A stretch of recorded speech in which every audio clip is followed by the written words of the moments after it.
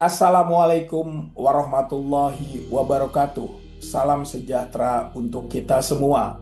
Perkenalkan, saya Ucok Binangan Nasution, tenaga pendidik dengan pangkat lektor di Institut Siami Jakarta pada Fakultas Ilmu Sosial dan Manajemen, Program Studi Manajemen Logistik. Video ini disusun sebagai salah satu syarat dalam pemenuhan portofolio sertifikasi dosen, khususnya sebagai pengampu mata kuliah ekspor-impor. Sebagai seorang akademisi dan praktisi yang menaruh minat besar pada manajemen logistik rantai pasok dan manajemen risiko, saya menyadari betul bahwa arus perdagangan global saat ini bergerak dengan sangat dinamis. Latar belakang saya sebagai praktisi kepabeanan memberikan saya perspektif yang lebih komprehensif. Perspektif ini tidak hanya mencakup landasan teori di ruang kelas, tapi juga penguasaan aspek regulasi, pemecahan tantangan operasional real di lapangan. Mata kuliah ekspor-impor yang saya ampu dirancang tidak sekedar membahas konsep dasar perdagangan internasional. Dalam perkuliahan, mahasiswa diajak membedah proses end-to-end secara kritis, mulai dari perancangan dokumen krusial seperti Bill of Lading, negosiasi kontrak, hingga pemahaman regulasi kepabeanan, serta efisiensi manajemen pengiriman barang antar negara.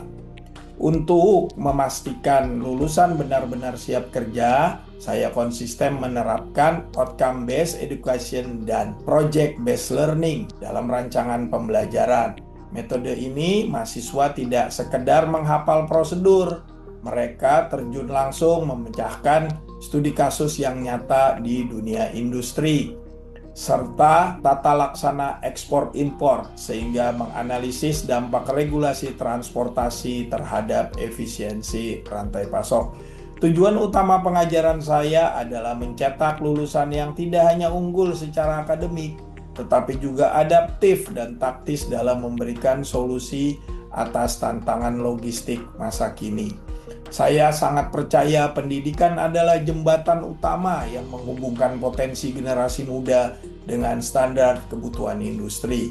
Melalui sertifikat dosen ini, saya berkomitmen untuk terus meningkatkan kapasitas keilmuan, menjaga kualitas dan relevansi pengajaran, serta berkontribusi lebih besar dalam melahirkan talenta-talenta unggul bagi kemajuan sektor logistik dan perdagangan internasional Indonesia. Baik, sekarang kita akan masuk ke rencana pembelajaran semester untuk ekspor import logistik diampu dengan kode CB 01010302. CPL Prodi yaitu bertakwa kepada Tuhan Yang Maha Esa dan mampu menunjukkan sikap religius, berkontribusi dalam peningkatan mutu dan kehidupan bermasyarakat.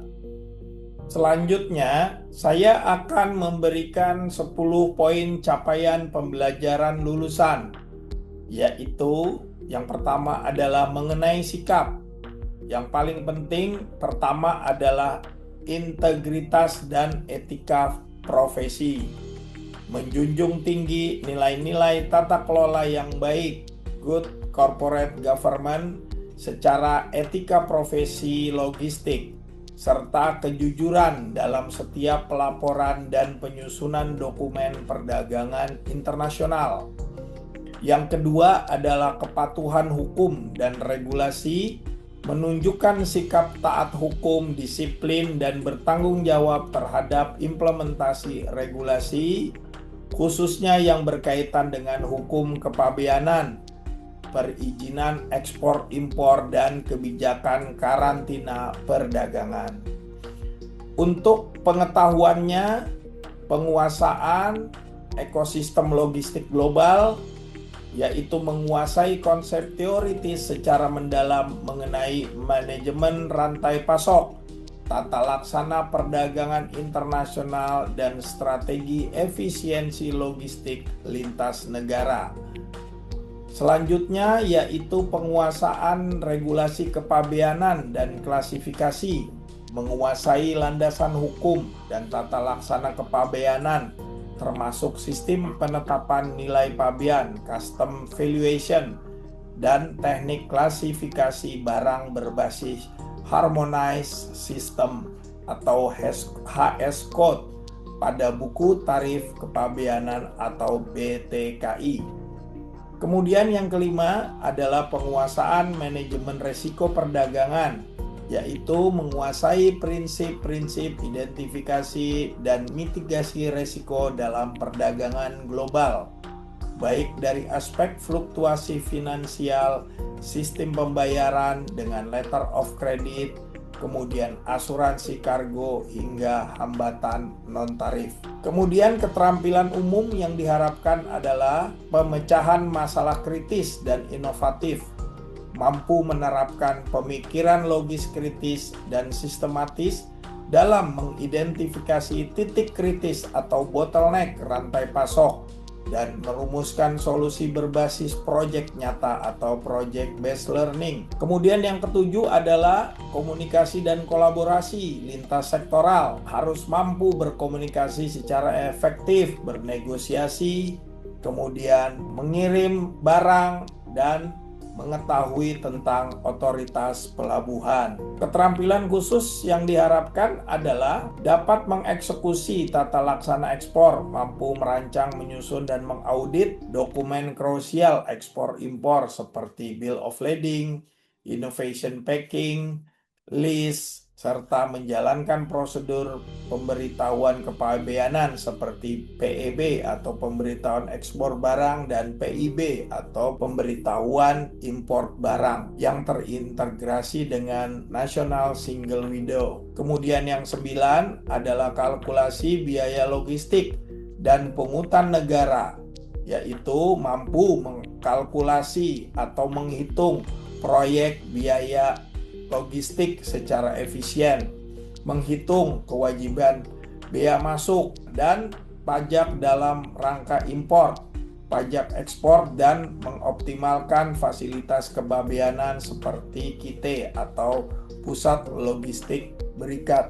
Yang ke-10, manajemen transportasi dan infrastruktur, mampu merancang rute pengiriman barang atau freight forwarding yang paling efisien dengan mempertimbangkan utilitas infrastruktur pelabuhan, manajemen kapasitas muatan termasuk kepatuhan terhadap standar muatan jalan darat, dan pemilihan moda transportasi yang tepat sasaran.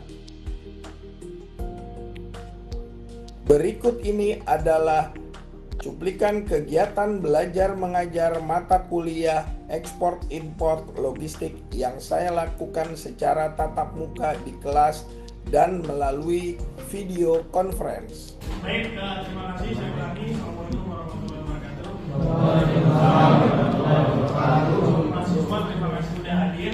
Sebelum kita mulai perkuliahan, mari kita berdoa menurut agama masing-masing. Berdoa mulai. Berdoa selesai. Nah, saya pada kesempatan perkuliahan yang 13 ini sengaja ada beberapa teman yang saya minta untuk hadir. Nah, jadi teman-teman semua di perkuliahan yang ke-13 ini saya ingin punya CPMK, capaian pembelajaran mata kuliah. CPL, capaian pembelajaran lulusan. Jadi itu kalian itu terstruktur. Kuliah itu bukan hanya sekedar.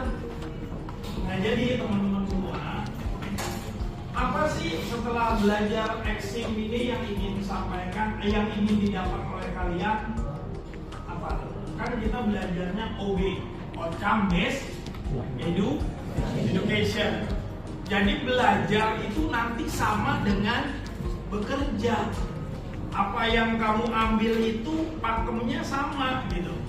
Kalau saya dulu kuliah elektrolistrik, kalian kuliah di logistik, ya lu kerja, ya kalian kerja di logistik.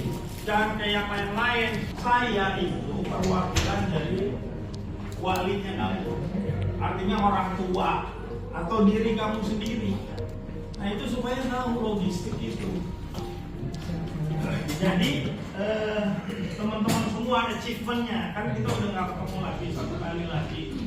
Jadi sekarang itu sistem belajar di awal itu, ini dia tadi saya tanya, kamu punya kontrak nggak? Pertama kalau masuk kerja dapat apa? Uang. Kerja. Baru, saya mau bilang kontrak. Apa itu kontrak? Perjanjian. Apa itu perjanjian? Kesepakatan. Kesepakatan. Kesepakatan apa? Dua pihak. Para pihak. Waktu yang kuliah pertama ada yang ikut sama saya. Kuliah pertama apa? Kontrak kuliah. Kontrak perkuliahan tuh. Maksudnya itu. Jadi kuliah itu udah terstruktur. Ada kontraknya dulu. Para pihak sepakat. Kalau nggak sepakat, salah satunya gimana? Bubar. Kamu cari dosen lain, saya cari mahasiswa yang mau. Oke, baik, kita mulai. Pertama-tama mari kita berdoa menurut agama masing-masing. Berdoa dimulai.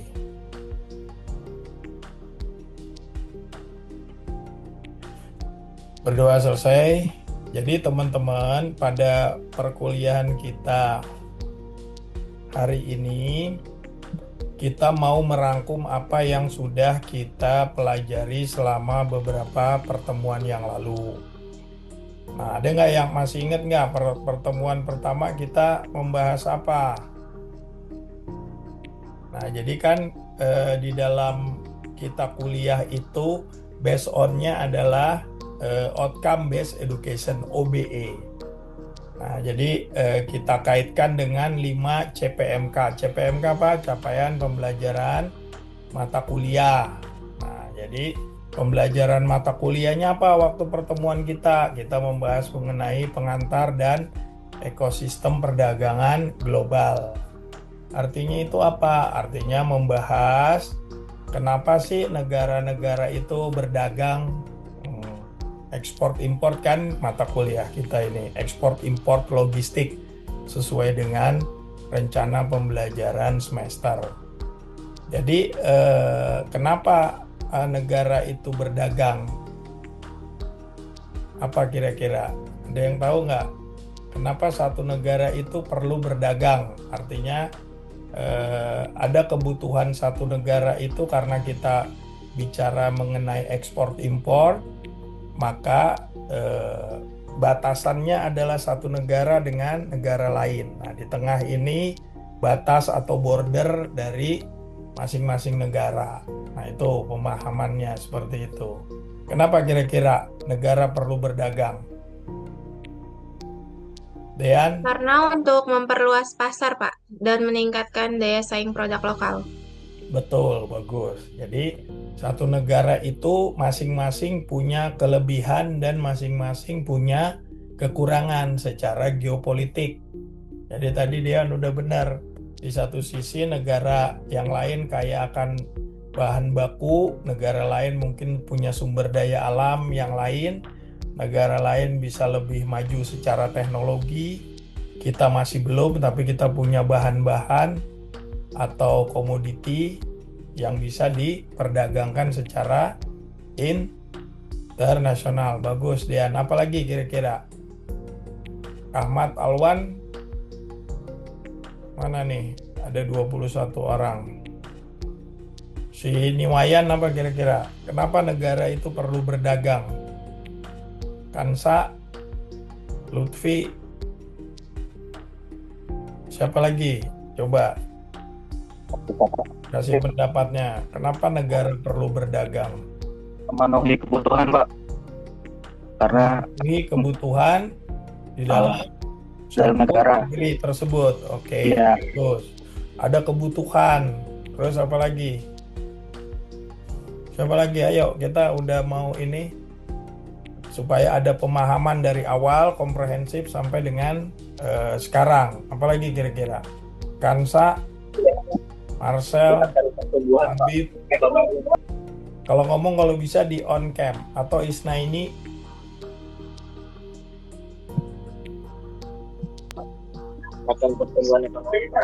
ada yang bisa jawab?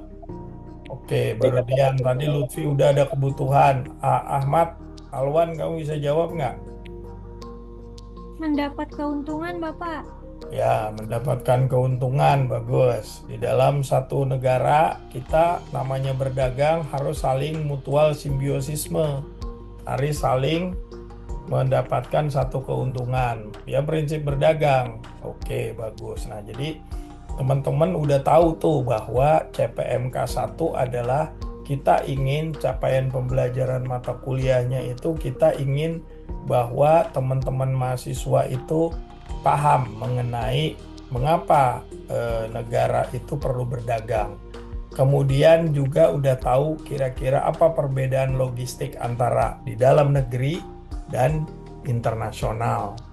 Dan pengenalan utama pemain ekspor dan impor. Kemudian ada freight forwarder. Nah itu teman-teman mahasiswa harus paham. Kemudian kita kemarin juga udah belajar mengenai alur fisik, alur dokumen. Jadi barang itu di pelabuhan, kemudian ada kertas-kertasnya, ada dokumen-dokumennya yang mendukung itu sehingga barang ini bisa Berpindah.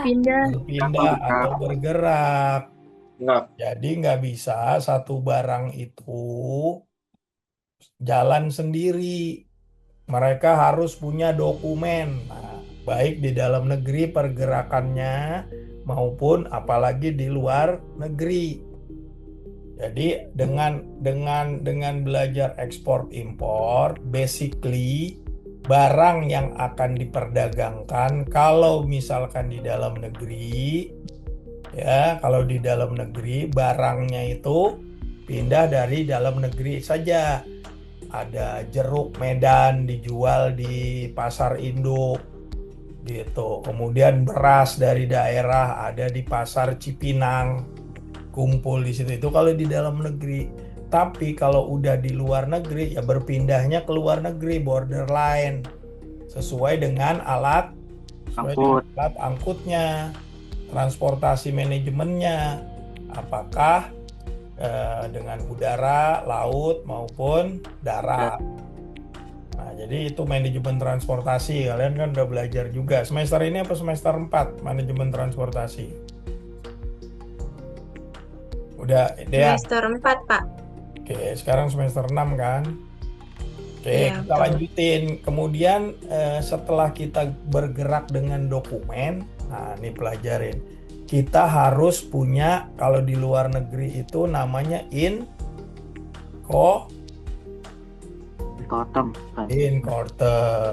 ya. Incoterm itu apa? Ada yang bisa jawab? Jadi tadi pelan-pelan nih jadi pelan-pelan supaya teman-teman mahasiswa ngerti bagaimana dari awal negara itu berdagang. Bagaimana yang diperdagangkan itu barangnya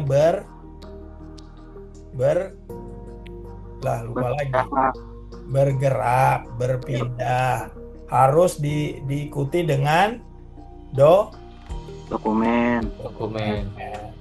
Nah, di dalam dokumen itu yang harus diperhatikan adalah Incoterm dan LC.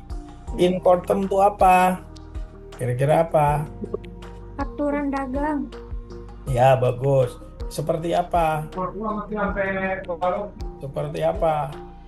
Seperti apa, Wayan? Ya. Apa? Kayak FOB dan CIF, Pak, mungkin. Apa itu FOB? FOB itu free on board. Jadi kalau misalkan, ini kan aturan berdagang ya, Pak. Jadi ketika barang dikirim, apakah tanggung jawab dan risikonya itu berpindah saat barang sudah dinaikkan ke kapal atau pembayaran segala macam itu diperalihkan, Pak? Ya, bagus. Jadi Incoterm adalah kalau bahasa gampangnya itu syarat-syarat yang ada di dalam dokumen. Ya kan, Incoterm.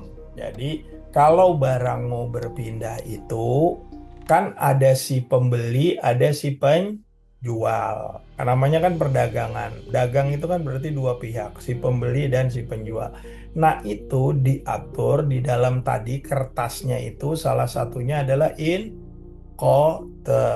Tadi, apakah barang itu tanggung jawabnya sampai bibir pelabuhan atau di atas kapal. Jadi itu yang diatur oleh sistem di Incoterm tadi, bukan sistem, sorry, di dokumen tadi. Nah, di dokumen itu dijelaskan. Oke. Nah, kemudian setelah udah ada perjanjian para pihak, terus harus ada apa lagi? Letter of credit-nya. Ya, harus ada pembayaran. Dengan apa barang ini yang udah dijual? Yang lain bisa off cam nggak nih? Supaya kita lebih semangat. Yang bisa off cam, off cam.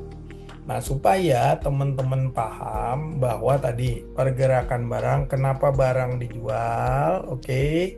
Kemudian barang yang dijual itu apa? Bergerak. Bergerak itu berarti dia harus dengan dokumen. Dokumen itu salah satunya ada bicara tentang syarat dan ketentuannya seperti apa. Itu namanya Incoterm, Pak. Incoterm. Di dalam Incoterm juga ada namanya udah oke semua barangnya ini, kemudian tanggung jawabnya sampai mana, kemudian kita harus melakukan pembayaran. Dengan apa tadi, Dean?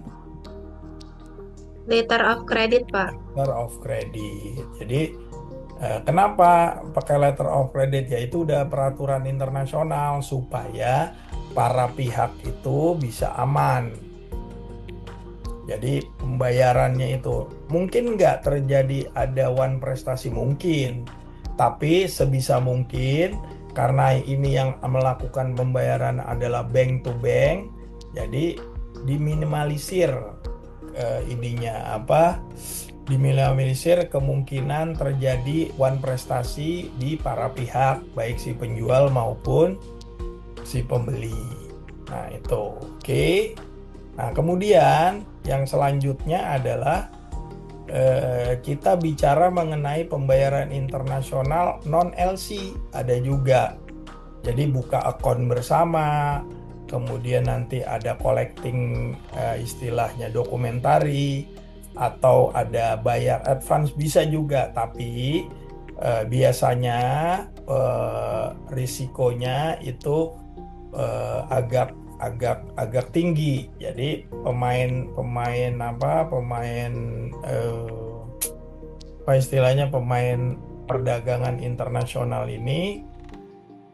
perdagangan internasional ini cenderung pakai, nggak mau ribet, udah pakai LC aja. Oke.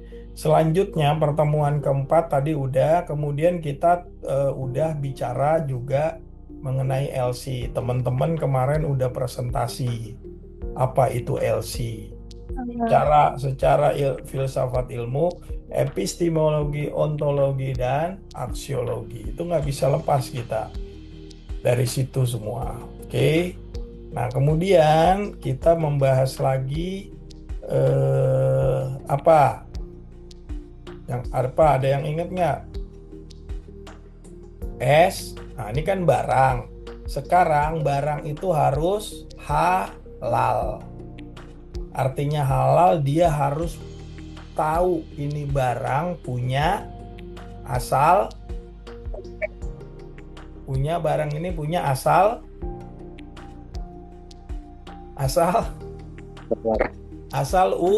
usul. Kan harus tahu si Dean anaknya siapa, Bu Niwayan anak siapa. Barang ini juga harus punya, kita harus tahu nih barang dari mana. Makanya barang itu tadi udah kita tahu, kita mau jual harus punya Certificate of origin. Certificate of origin. Jadi tahu. Orang luar negeri kan nggak tahu ini barang halal apa enggak, atau ini bener nggak Dian jualan sama orang Mr. Steve di Amerika itu, atau di Eropa si Gutenberg namanya di Eropa itu, dia tahu bener nggak ini gaharu dari Indonesia. Jangan-jangan maaf itu barang selundupan dari Australia misalkan. Jadi tahu negara bertanggung jawab terhadap asal usul barang. COO, Certificate of Origin. atau surat keterangan Asal barang. Barang. surat keterangan asal barang. Nah, itu yang menerbitkan Kadin, Kamar Dagang dan Industri, atau ini apa namanya, Departemen Perindustrian menunjuk badan yang akan menerbitkan Certificate of Origin tersebut. Oke, selanjutnya apalagi kira-kira? Nah, kemudian apa yang diingat? Barang itu punya apa lagi? Tadi udah punya Certificate of Origin. Barang itu harus punya kode. AS code bukan, Pak? Ya, betul. Barang itu diklasifikasikan. Barang itu dikode-kodekan supaya tahu dia masuk di klasifikasi yang mana. Sesuai dengan aturan mana yang bikin HS code. Siapa yang bikin? Custom WCO, Pak. Ya, apa itu? Organization. Apa itu artinya panjangannya? World Custom Organization. World Custom Organisasi, WCO. Nah, jadi kita kalau udah bicara global, perdagangannya udah global, dari sisi Indonesia, dari sisi dalam negeri, memberikan asal-usul barangnya. Di dalam masuk ke dalam peraturan internasional WCO tadi, WCO apa? World Custom Organization. Custom Organisasi. Jadi organisasi kepabeanan dunia gitu. Nah, jadi inget tuh dari awal tadi barangnya harus ada asal usulnya. Awalnya gini, awalnya perdagangan antar negara. Apa yang mau didagangin? Barangnya harus gimana? Ada asal usul barangnya. Para pihak yang mau jual harus ada e-Kortem dan tahu LC. Nanti udah kirim barang, udah oke semua, baru dia ikut dalam HS code. Ini masuk klasifikasi mana? Nah, jadi itu ada di listnya kepabeanan. Oke. Nah, selanjutnya teman-teman itu selanjutnya apalagi kira-kira? Apa yang ngomongin HS code bagus? Ada lagi?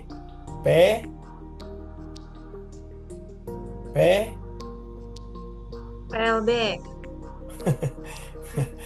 Ya, PLB bagus. Apa lagi?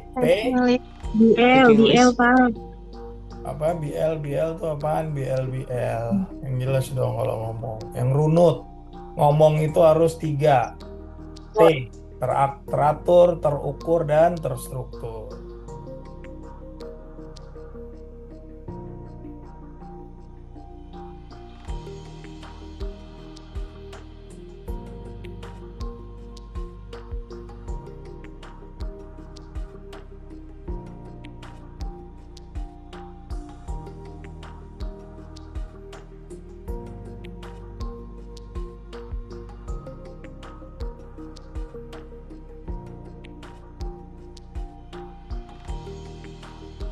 Demikian deskripsi singkat dari saya, semoga dapat memberikan gambaran mengenai proses pendidikan dan pengajaran yang saya lakukan pada program manajemen logistik untuk mata kuliah logistik ekspor-impor di Fakultas Ilmu Sosial dan Manajemen Setiami, Jakarta.